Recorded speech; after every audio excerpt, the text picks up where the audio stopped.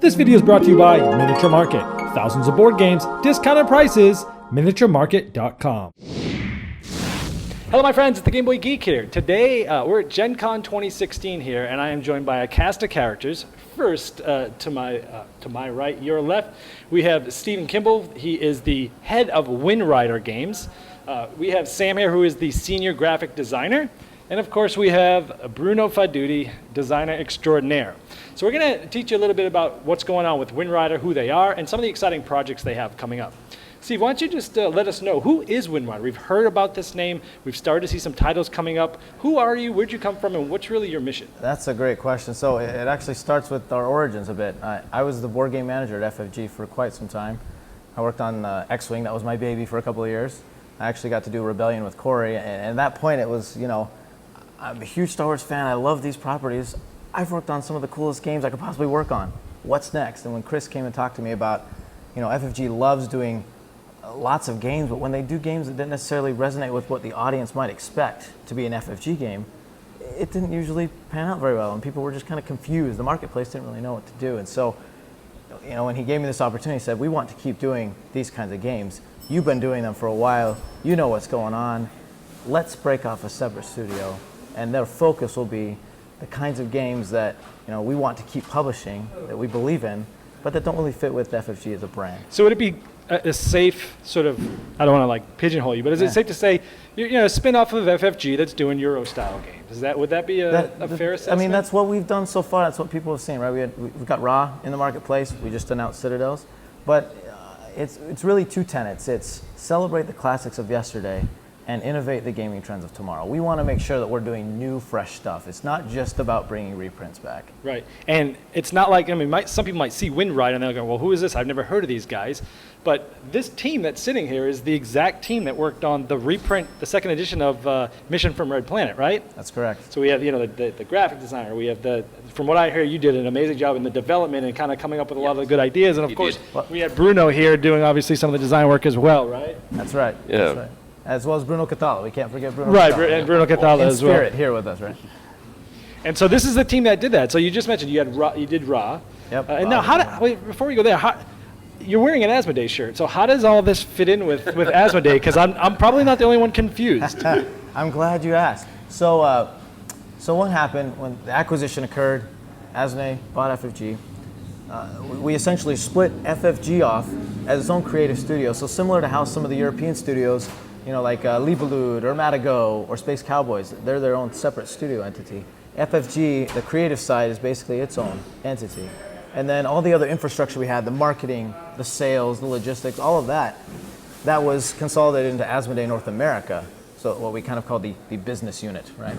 So they're still taking care of us. We are now our own independent studio, similar to FFG in that aspect, but of course doing a different type of game. And so I work with the same marketing people. They take care of our needs. Same salespeople.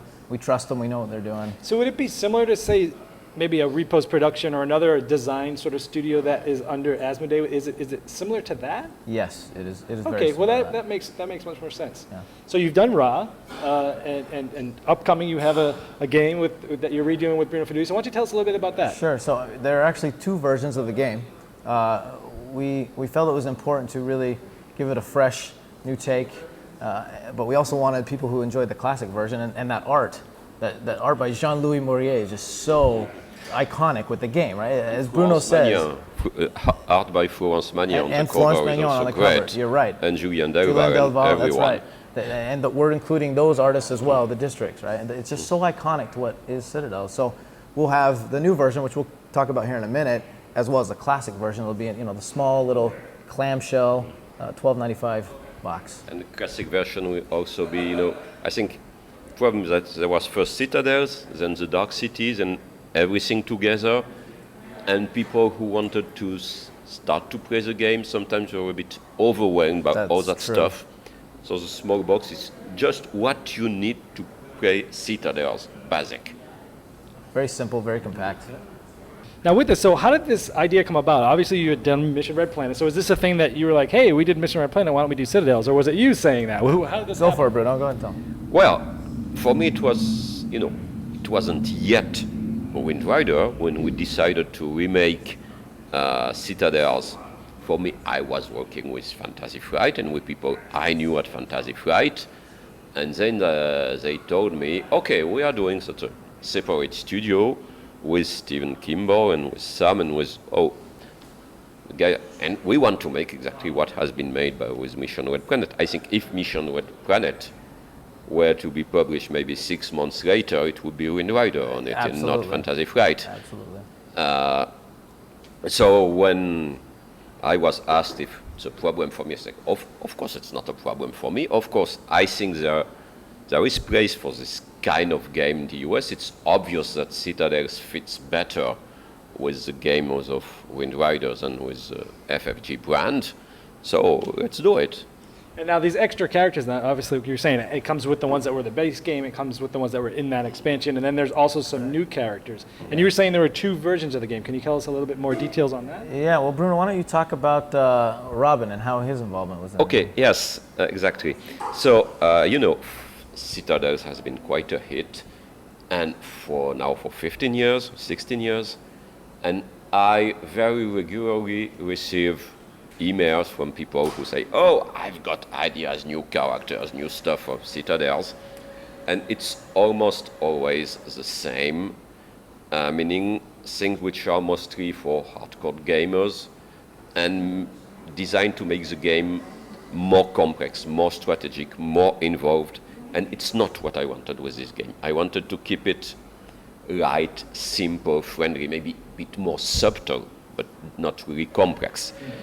And at one time, something like 3 or 4 years ago, I received a proposal by a young French fan, Robin Courez, and it was more what I wanted to do with Citadels and what I could not do because I think I had other stuff and I was not really into the game anymore. And this started a lot of thought about the game, and I started from this, and then we changed a few characters. We added new districts because Robin, it was mostly the characters.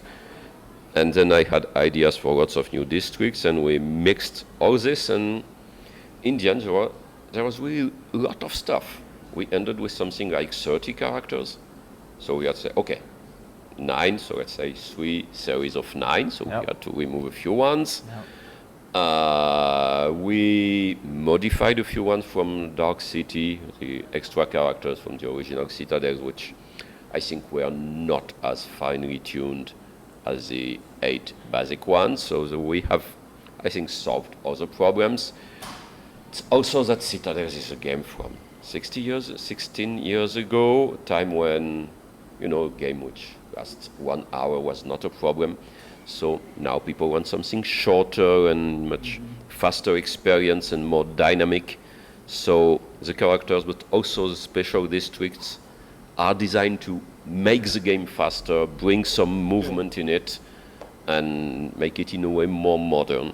I love hearing that. Anytime I hear a game has been redeveloped, streamlined, took things out, put things in, it always gets me really excited because that's what I love. I love a game that is tight, that's streamlined, but yet has a lot of depth, and it sounds like that's the direction you went in this. Now, speaking of the graphic design, let's talk about that. Sam, so give us a little background of what you're excited about and the changes here. Well, approaching Citadels was a challenge, and it was kind of daunting at first because it's this very well established game and people love it all over the world, and for me as a relatively new graphic designer for board games, I was very nervous, but I tried to approach it in a confident way and try to bring it into the sort of quality that we expect of modern games. So I was looking at it and I was trying a lot of different stuff and trying to redesign things in crazy new ways, and ultimately I decided that going in completely different directions were not working as well, and it just felt kind of forced. So I kind of took a step back and looked at the elegance of the original and just kind of took those core concepts and redesigned them in a more refined way. When I saw the press release about last week or so, before this, and I looked at the art. I was just captivated by how beautiful it was because I felt like it kind of kept a lot of that the history of the game, but yet putting some new, like a little bit more modern twist on it. It just looks really nice. I'm really excited about that. Are there anything you'd like to talk about on any of the specific buildings or characters that you have anything specific that you'd like to talk about? Well, one interesting thing was going through the game, we realized that it wasn't colorblind friendly, and so we designed a whole new icon set that corresponds to each of the different district types, and I'm really proud of how that turned out. I think it's very readable, and it looks nice. So with this, the availability of Citadels, when will this be? So both versions will be available concurrently. That's the plan. Q4 right now is what we're looking at. Next couple months. Okay, Very soon. Cool. That sounds really good. Now, beyond Citadels, what is is there anything that you'd be able to share with Windrider specifically? And if not, then generally, can you give us any Sure. idea? Yeah, I mean, we've already established that we have the Euro Classics line, so that is something we continue to support and get the best ones that make sense in the line. So stay tuned for more on that. We've got relationships. I mean, I've worked with, in my time, it's been 6 years now since I've been with FFG. I've worked with Eric Lane back on the Horned Rat expansion of Chaos in the Old World. I've worked with Bruno Faidutti. I've worked with Bruno Cathala. We've got relationships with people like Richard Garfield. We know these people, and they trust us, and they know what we can do. So there will be some pretty cool stuff that we've got the connections and relationships with. We're excited to bring new innovations on top of those reprints, like I said. Cool. I'll be really excited to see what you guys have up your sleeve. I mean, obviously you're doing these amazing titles that everybody probably wanted to be brought back anyways, and you're doing the right things with it. So I'm just really excited to see what you guys have up your sleeve. So I would like to thank everyone being here, Bruno Faidutti, Sam, Steven, for telling us about Windrider, Citadels, and what's on the future. So thanks, guys. Thanks for having Thanks. us. Appreciate it. This video was sponsored by Miniature Market's Review Corner. The Review Corner features podcasts, video, and written game reviews by gamers for gamers. Miniature Market, the online gaming superstore. Thousands of board games, discounted prices. Check them out at miniaturemarket.com. I'd like to thank each and every one of you for backing me on Kickstarter and making this season become a reality. I'd like to especially thank those here that have backed me at the credit level. Now, these video reviews are also available by audio on our podcast. It's the intros and the final thoughts on GameBoyGeek.com. Click podcast.